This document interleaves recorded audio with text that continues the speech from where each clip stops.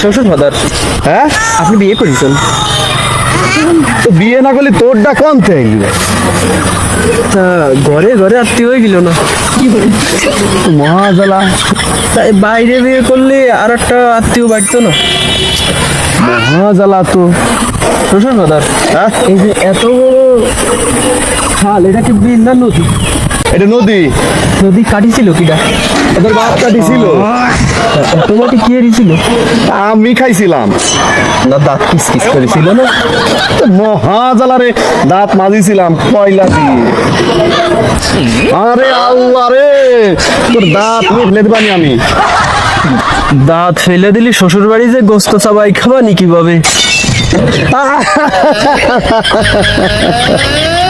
শ্বশুর ফাদার, আপনি হাসতেছেন না কাঁদতেছেন? আমি তো আসতেছি আমি মনে করছি আপনি হাসতেছেন।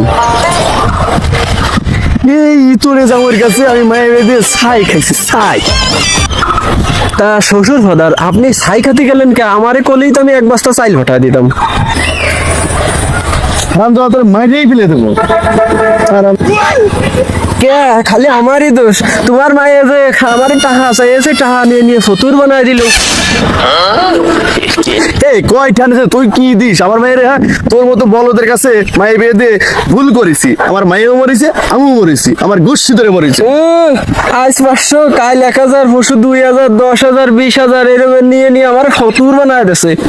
এটা নিয়ে আমার মেয়ে করে কি? হ্যাঁ আমি কেউ টাকা দিছি নাই যে।